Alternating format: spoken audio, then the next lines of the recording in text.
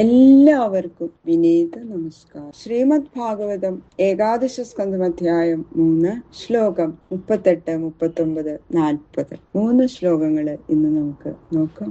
ആത്മാവിന് ജനനമില്ല, മരണമില്ല. എല്ലായ്പ്പോഴും ഒരേ വിധത്തിലുള്ളതാണ് ആത്മാവ് എന്നതാ വിസ്തരിച്ചു പറയണം. യോന്ത പ്രവിശ്യ മമ വാചമിമാം പ്രസുപ്താം സഞ്ജീവയത്യഖില ശക്തിധരസ്വധാംന അന്യാംശ്ച ഹസ്തചരണശ്രവണത്വഗാദീൻ പ്രാണാൻ നമോ ഭഗവതേ പുരുഷായ തുഭ്യം. ശ്ലോകം 38. ഓം നമോ ഭഗവതേ വാസുദേവായ. ഓം നമോ ഭഗവതേ വാസുദേവായ. ഓം നമോ ഭഗവതേ വാസുദേവായ. നാൽപാജാന ന മരിഷ്യതി നൈതദേസൗ ന ക്ഷീയതേ സവന വ്യഭിചാരിണാം ഹി സർവത്ര ശശ്വതനവായുപലബ്ധി മാത്രം വികൽപ്പിതം സത്പ്രാണോ യഥേന്ദ്രിയബലേന വികൽപ്പിതം സത്. സർവാത്മകമാണ് ബ്രഹ്മമെങ്കിൽ കാണപ്പെടുന്ന എല്ലാ കാര്യങ്ങൾക്കും ജന്മാദി വികാരങ്ങളും ഉള്ളതുകൊണ്ട് ബ്രഹ്മത്തിനും അതുണ്ടാവണ്ടേ ഉള്ള ശങ്ക. ആത്മാവ് ജനിച്ചിട്ടില്ല. എന്തുകൊണ്ടെന്നാൽ ഒരിക്കലില്ലാതിരുന്ന ഒരു വസ്തു മറ്റൊരിക്കലും ഉണ്ടായി കാണുമ്പോൾ ജനിച്ചു എന്ന് പറയാറുണ്ട്. പക്ഷെ ആത്മാവിനെ ഒരിക്കലും ഇല്ലായ്മ ഭവിച്ചിട്ടില്ല. എല്ലായ്പ്പോഴും ഒരേ വിധത്തിലുള്ളതാണ് ആത്മാവ്. അതുകൊണ്ട് ജനനമില്ല, അപ്പൊ അതുകൊണ്ട് മരണവുമില്ല, വർദ്ധിക്കുന്നതുമില്ല. എന്തുകൊണ്ടെന്നാൽ പരിപൂർണമല്ലാത്ത വസ്തുവിന് മാത്രമേ വൃദ്ധി ഉണ്ടാവാൻ അവകാശമുള്ളൂ. ആത്മാവ് എല്ലാ ദിക്കിലും വ്യാപിച്ച് നിറഞ്ഞിരിക്കുന്നതാകയാൽ വർധനയില്ല. വൃദ്ധിയില്ലാത്തതിന് ക്ഷയവുമില്ല. എന്തുകൊണ്ടെന്നാൽ അവയവമുള്ള വസ്തുക്കൾക്ക് മാത്രമേ വൃദ്ധിക്ഷയങ്ങള് ഉണ്ടാവുള്ളൂ. ആത്മാവിന് അവയവമില്ല. അതുകൊണ്ട് ഒരിക്കലും ക്ഷയിക്കാതെ എപ്പോഴും അറിവാകുന്ന ഏകരൂപമായിരിക്കുന്നു. എന്നാൽ ക്ഷണികവാദികൾ പറയണത് അറിവ് അപ്പപ്പോഴുണ്ടാവും, അപ്പപ്പോ നശിക്കും, ക്ഷണകാലം മാത്രമേ നിലനിൽക്കുള്ളൂ എന്നൊക്കെയാണ്. ജ്ഞാനരൂപമാണെങ്കിൽ ക്ഷണികവാദികളുടെ അഭിപ്രായ പ്രകാരം നീലം എന്ന അറിവുണ്ടായി, പീതം എന്ന അറിവ് പോയി എന്നിങ്ങനെ പറയുന്നത് കൊണ്ട് ജ്ഞാനത്തിന് ഉൽപ്പത്തി നാശങ്ങളുണ്ട് എന്ന് സംശയിക്കാൻ പാടില്ല. എപ്പോഴും ഇരിക്കുന്ന ഏകരൂപമായ ജ്ഞാനം തന്നെ ഇന്ദ്രിയ വ്യാപാരത്താൽ നാനാപ്രകാരേണ കൽപ്പിക്കപ്പെടുന്നതാണ്. നീലം, പീതം എന്ന വൃത്തികള് ഈ വിധം ഉണ്ടായി നശിക്കുന്നതല്ലാതെ ആ വൃത്തികളിൽ പ്രതിഫലിച്ച ജ്ഞാനത്തിന് നാശമില്ല. നീലപീതാദി വസ്തുക്കളുടെ ഉൽപ്പത്തിക്ക് മുമ്പും അറിവുണ്ട്. വിശേഷതയ്ക്ക് ഭാവാഭാവങ്ങൾ ഉള്ളതല്ലാതെ നിർവിശേഷമായ ഏകരീതിയിലിരിക്കുന്ന ജ്ഞാനത്തിന് ഉൽപ്പത്തി നാശങ്ങളില്ല. അപ്പൊ അതുകൊണ്ട് ഈ ക്ഷണികവാദികളുടെ വാദം ശരിയല്ല എന്ന് മാത്രമല്ല, വന്നും പോയും കൊണ്ടിരിക്കുന്ന ബാല്യം, യൗവനം, ജാഗ്രത, സ്വപ്നം മുതലായ വരവിനെയും പോക്കിനെയും അറിഞ്ഞുകൊണ്ടിരിക്കുന്ന ജ്ഞാനം വരുന്നതുമില്ല, പോകുന്നതുമില്ല. വന്നതിന്റെയും പോയതിന്റെയും സാക്ഷിയായിട്ടിരിക്കുന്നതേ ഉള്ളൂ. ഓരോ അവസ്ഥകൾ വരുന്നതും പോകുന്നതും കണ്ടുകൊണ്ടിരിക്കുന്ന സാക്ഷിക്ക് ആ അവസ്ഥകളില്ല. അവസ്ഥകളിൽ നിന്ന് വേറിട്ടവനാണ് സാക്ഷി, അല്ലെ? അപ്പോ ജാഗ്രതാദി അവസ്ഥകളുടെ സാക്ഷിയായിരിക്കുന്ന ആത്മാവ് ആ അവസ്ഥകൾ ഉള്ളവനല്ല. ബാല്യം വിട്ട് യൗവനത്തിൽ പ്രവേശിക്കുമ്പോൾ പ്രാണന് ഈ അവസ്ഥാഭേദമില്ലല്ലോ. അതുകൊണ്ട് അസ്ഥി ജായതേ വർദ്ധതേ വിപരിണമതേ അപേക്ഷിയതേ നശ്യതി ഉണ്ട്. ജനിക്കുന്നു, വർദ്ധിക്കുന്നു, മാറ്റം നേരിടുന്നു, ക്ഷയിക്കുന്നു, നശിക്കുന്നു എന്ന 6 ധർമ്മങ്ങൾക്ക് ഷഡ്ഭാവങ്ങൾ എന്നു പേര്. ഇവ ദേഹധർമ്മങ്ങളാണ്. ആത്മാവിന് ഇതൊന്നുമില്ല. അതുകൊണ്ട് എല്ലാമായി വിളങ്ങുന്ന ബ്രഹ്മത്തിന് വികാരമില്ല. വികാരം രൂപങ്ങൾക്ക് മാത്രമാണ്. അണ്ഡേഷു പേശിഷു തരുഷ്വനിശ്ചിതേഷു പ്രാണോ ഹി ജീവമുപധാവതി തത്ര തത്ര സന്നേയദിന്ദ്രിയഗണേഹമിച പ്രസുപ്തേ കൂടസ്ഥാശയമൃതേ തദനുസ്മൃതിർന്ന. ബാല്യാദി അവസ്ഥകളുടെ നാശത്തിലും ഉൽപ്പത്തിയിലും പ്രാണൻ ഒരേ വിധത്തിൽ ഇരിക്കുന്നു എന്ന് പറഞ്ഞ ആ ദൃഷ്ടാന്തത്തെ പിന്നെയും വിവരിച്ചു പറയാണ്. സുഷുപ്തിയില് ഇന്ദ്രിയാദികളിൽ ലയിക്കുമ്പോൾ നിർവികാരിയായ ആത്മാവിനെ സ്പഷ്ടമായിട്ട് അറിയാൻ സാധിക്കും. അണ്ഡജം, ജരായുജം, ഉൽഭിജം, സ്വേദജം, ഇങ്ങനെ സൃഷ്ടികള് 4 വിധം. ഇവയെല്ലാറ്റിലും പ്രാണൻ ജീവനെ അനുവർത്തിക്കുന്നു. ഏതുവിധ ശരീരത്തിലും പ്രാണൻ ഒരേ വിധം ഇരുന്നു കൊണ്ട് ചേഷ്ടകള് നടത്തുന്നു. ഇപ്രകാരം തന്നെ ആത്മാവും എല്ലാ ശരീരത്തിലും നിർവികാരനായി തന്നെ ഇരിക്കുന്നു. ഇന്ദ്രിയങ്ങളുടെ ചാഞ്ചല്യം ഹേതുവായിട്ട് ജാഗ്രത്തിലും സ്വപ്നത്തിലും വികാരമുള്ളവൻ എന്ന പോലെ തോന്നുന്നുണ്ട്. ആ വികാരം അവസ്ഥകൾക്ക് മാത്രമാണ്. സുഷുപ്തിയില് കണ്ണ്, ചെവി മുതലായ ഇന്ദ്രിയങ്ങളെല്ലാം അവരവരുടെ വിഷയങ്ങളിൽ പ്രവർത്തിക്കാതെ ലയിക്കുകയും ഞാൻ എന്ന ഭാവമായ അഹങ്കാരം തീരെ അടങ്ങുകയും ചെയ്തിരിക്കുമ്പോൾ വികാരത്തിന് ഹേതുവായ ലിംഗശരീരമാകുന്ന ഉപാധിയെ കൂടാതെ കൂടസ്ഥനായ ആത്മാവ് നിർവികാരനായിരിക്കുന്നു.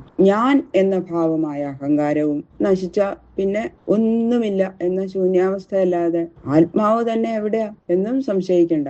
ഉണരുമ്പോ സുഖസ്വരൂപനായി യാതൊരു വികാരവും കൂടാതെ എല്ലാം നശിച്ചപ്പോഴും സ്വയമേവ പ്രകാശിച്ചു കൊണ്ടിരുന്ന ആത്മാവിന്റെ സ്മൃതി തന്നെയാണ് നമുക്കുണ്ടാവുന്നത്.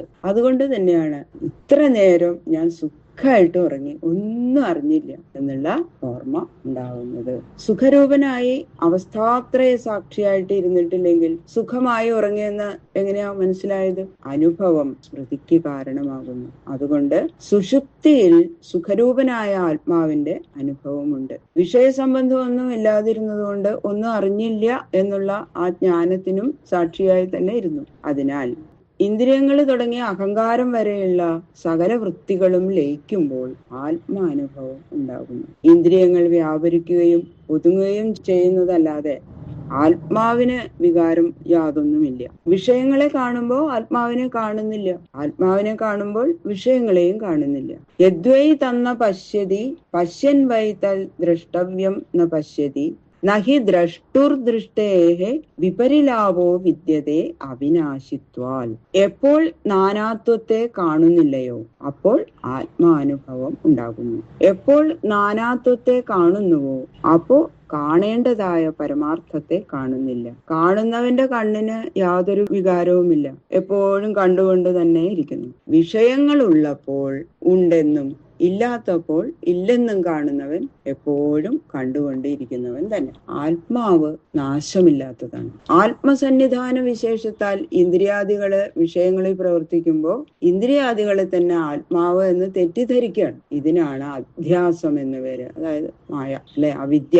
അഹങ്കാരം വരെയുള്ള വൃത്തികളുടെ ലയം സംഭവിക്കുമ്പോൾ ആത്മാനന്ദം സ്വയമേവ വിളങ്ങുന്നു. കണ്ടു, കേട്ടു എന്നിങ്ങനെയുള്ള വിശേഷജ്ഞാനം ഇല്ലാതായി കാണാനും കേൾക്കാനും തക്ക വിഷയങ്ങളെല്ലാം നശിച്ചു. അപ്പോ ജ്ഞാനാനന്ദ സദ്രൂപമായിട്ട് ആത്മാവ് വിളങ്ങുന്നു. സച്ചിദാനന്ദ സ്വരൂപമായ ആത്മാവിന്റെ അനുഭവം ഇങ്ങനെ സുഷുപ്തിയിൽ എല്ലാവർക്കും ഉണ്ട്.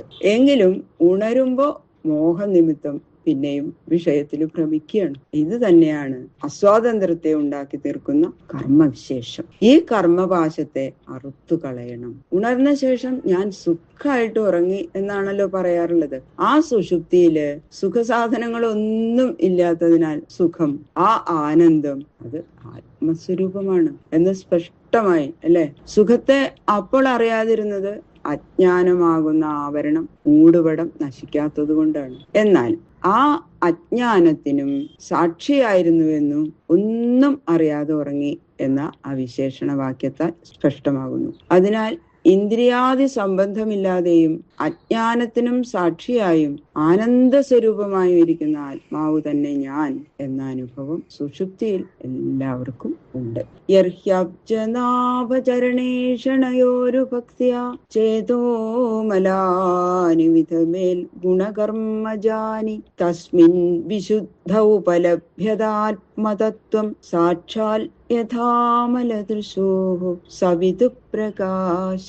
ആത്മാവിനെ അറിഞ്ഞാൽ പിന്നെ സംസാര ദുഃഖമില്ല. തമേവ വിദിത്വാ അതിമൃത്യുമേതി എന്ന് ശ്രുതിയിൽ പറയുന്നു. സുഷുപ്തിയില് കൂടസ്ഥ ആത്മാനുഭവം ഉണ്ടായ പിന്നെയും സംസാരം എങ്ങനെയുണ്ടാവുക? അജ്ഞാനവും അതു നിമിത്തമുള്ള വാസനകളും ഉള്ളത് കൊണ്ടാണ് എന്ന് സമാധാനം പറയുന്നതായാൽ, എന്നാൽ ആ അജ്ഞാനത്തെയും വാസനകളെയും നശിപ്പിക്കുന്ന അനുഭവം എപ്പോഴാണ് ഉണ്ടാവുക എന്ന ചോദ്യത്തിന് ഉത്തരം പറയാം. എല്ലാ ലോകങ്ങളെയും സൃഷ്ടിക്കുന്ന ബ്രഹ്മാവിന്റെയും ഉൽപ്പത്തി സ്ഥാനമായ താമരപ്പൂവ് യാതൊരുവിന്റെ നാഭിയിൽ ഉണ്ടായോ? സർവകാരണമായിരിക്കുന്ന ആ മഹാവിഷ്ണുവിന്റെ പാദകമലത്തോട് ചേരണമെന്നുള്ള ആശ മുഴുത്തു വരുമ്പോൾ അതിനെ തന്നെ സ്മരിക്കുക എന്നുള്ള ഒരു ഗുണം മനസ്സിൽ നിന്നിങ്ങനെ വിട്ടുപോവാതെ ഇരിക്കും. ഇതിനാണ് ഭക്തി എന്ന പേര്. ഈ ഭക്തി ഇങ്ങനെ ബലപ്പെട്ട് വരുന്തോറും ഗുണകർമ്മങ്ങൾ നിമിത്തം മനസ്സിലുണ്ടാകുന്ന ആ രാഗദ്വേഷാദി വൃത്തികളാകുന്ന ചളികളൊക്കെ തന്നെ ഇങ്ങനെ നശിച്ചു തുടങ്ങും. പുണ്യവും പാപവും ഇതെല്ലാം ചളികളാണ് അല്ലെ? പക്ഷെ പാപത്തെ കളയാൻ പുണ്യങ്ങൾ ശീലിക്കണം. അപ്പോ പുണ്യവും പിന്നെ ഭക്തി നിമിത്തം ബന്ധനഹേതുവല്ലാതെ ആയി വരും. അപ്പൊ മനസ്സ് നിർമ്മലമാകും. കണ്ണാടിയിലുള്ള ചളി തുടച്ചു കളഞ്ഞാൽ മുമ്പിലിരിക്കുന്ന വസ്തു ആ കണ്ണാടിയിൽ പ്രതിഫലിക്കില്ലേ? അതുപോലെ ശുദ്ധ മനസ്സിൽ യാതൊരു മറവും കൂടാതെ ശുദ്ധമായ തത്വജ്ഞാനം അങ്ങനെ വിളങ്ങാൻ തുടങ്ങും. അതിനു മുമ്പും ഈ പരമാർത്ഥ തത്വം ഉണ്ട്, എങ്കിലും രാഗാദികൾ നിമിത്തം അത് മനസ്സിലാവുന്നില്ല. അപ്പോ ചളി നീങ്ങിയപ്പോൾ അനുഭവമായി. സൂര്യൻ എപ്പോഴും പ്രകാശിക്കുന്നുണ്ട്, എന്നാൽ കണ്ണിന് വല്ല രോഗം ഉണ്ടാകുമ്പോൾ സൂര്യരശ്മിയുടെ മാഹാത്മ്യം അറിയാൻ കഴിയണില്ല. കണ്ണിലെ രോഗം മാറിയാൽ സൂര്യപ്രകാശം അനുഭവപ്പെടുത്തുന്നത് പോലെ എപ്പോഴും ഇരിക്കുന്ന ആത്മതത്വം ഭക്തി ഉണ്ടാകുമ്പോൾ മാത്രം അനുഭവപ്പെട്ടതായിട്ട് വരുന്നു. ജാഗ്രത് ബോധം വരുമ്പോൾ രാഗാദി വൃത്തികളും മനസ്സിൽ വ്യാപിക്കുന്നു. അപ്പോ സുഷുപ്തിയിലുണ്ടായിരുന്ന ആനന്ദ അനുഭവം മറഞ്ഞു. മൂലം നശിച്ചാൽ മരവും നശിച്ചു. ഇലകള് തൽക്കാലം കൊഴിഞ്ഞു പോയാലും പിന്നെയും തഴയ്ക്കും. അതുപോലെ ജാഗ്രത്തും സ്വപ്നവും ഒതുങ്ങുമ്പോൾ സുഷുപ്തിയെ തൽക്കാലം ലയിച്ച വാസനകള് വീണ്ടും ഉണരുന്നതിനാൽ പ്രപഞ്ചലയം ആത്യന്തികമല്ല. വാസന നശിച്ചാൽ പിന്നെ മുളയ്ക്കില്ല. അതിന് ഭക്തി തന്നെയാണ് നല്ല വഴി. ഭഗവത് പാദത്തിൽ നിരതിശയമായ പ്രേമമുണ്ടായാൽ മറ്റു വിഷയങ്ങളിലുള്ള രാഗാദിമലങ്ങള് മനസ്സിൽ നിന്ന് നീങ്ങി ശുദ്ധമാവും. അപ്പോ ആത്മാനന്ദം അനുഭവപ്പെടുകയും ചെയ്യും. പിന്നെ സംസാര ദുഃഖത്തിന് പാത്രമാകുകയില്ല. ബാക്കിയുള്ള ശ്ലോകങ്ങള് നാളെ നോക്കാം. സർവത്ര ഗോവിന്ദ നാമ സങ്കീർത്തനം. ഗോവിന്ദ ഗോവിന്ദ ഗോവിന്ദ.